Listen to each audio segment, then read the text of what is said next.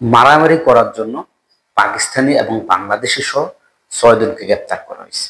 সেই সাথে জানাবো নিষিদ্ধ জায়গায় অনুমতি না নিয়ে মাছ ধরার কারণে আমাদের এক বাংলাদেশি ভাই গ্রেপ্তার হয়েছে। জাহাজ থেকে একটি বিগ আপডেট দিয়েছে যে আপনারা যারা পাসপোর্ট রিনিউ করেন, পুরান পাসপোর্টের মেয়াদ শেষ হলে নতুন পাসপোর্ট রিনিউ করেন, তাদের বিষয়ে একটি আপডেট, সে বিষয়ে বিস্তারিত।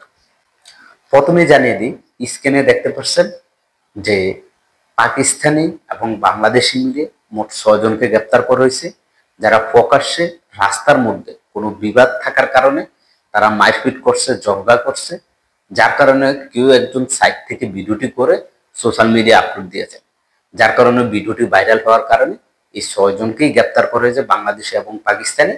এবং যে ব্যক্তি এই ভিডিওটা করে সোশ্যাল মিডিয়া আপলোড দিছে সেই ব্যক্তিকেও গ্রেপ্তার করা হয়েছে এবং তাদেরকে আইনের আওতায় আনা হয়েছে, যেটা আমার স্ক্রিনে আপনারা দেখতে পাচ্ছেন। দ্বিতীয়ত যে আপডেটটি এই মুহূর্তে আপনি আমার স্ক্রিনে দেখতে পাচ্ছেন যে আমাদের এক বাংলাদেশি ভাই, তাকে আসির প্রদেশ থেকে তারা গ্রেপ্তার করা হয়েছে অনুমতি না নিয়ে মাছ ধরার কারণে। আমাদের অনেক বাংলাদেশি আছে, বিভিন্ন জায়গায় ঘুরতে যান, সৌদি আরবে বিভিন্ন অঞ্চলে পানি দেখলে জাল নিয়ে পড়েন বা লুঙ্গি নিয়ে অনেকে পড়ে যান, আবার অনেকে দেখা যাচ্ছে বড়শি নিয়ে পড়ে যান মাছ ধরার জন্য।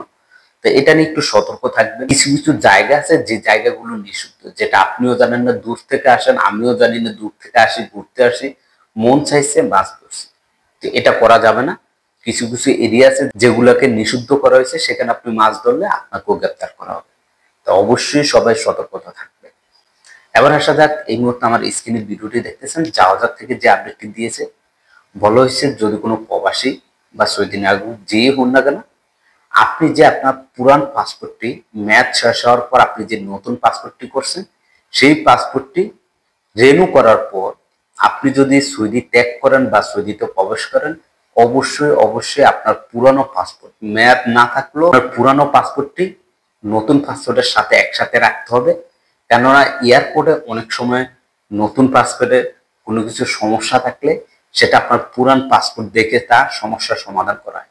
এবং জাহাজ থেকে নির্দেশ দিয়েছে প্রত্যেকেরই পুরান পাসপোর্ট সাথে রাখার জন্য। আবার আপনি দেশে ছুটিতে যান বা কোথাও ঘুরতে যান বা আবার সৌদিতে ঘুরে এসে সৌদিতে প্রবেশ করতে চান, সেক্ষেত্রে বাধ্যতামূলক আপনাদের সবাইকে নতুন এবং পুরানো পাসপোর্ট সাথে রাখার জন্য নির্দেশ দিয়েছে সৌদি জাহাজের পক্ষ থেকে। তো এই ছিল আজকের ভিডিওটি বেশি বেশি করে শেয়ার করবেন। আজকের মতো আমি এখানে বিদায় নিচ্ছি। সবাই ভালো থাকবেন, সুস্থ থাকবেন। আল্লাহ হাফেজ।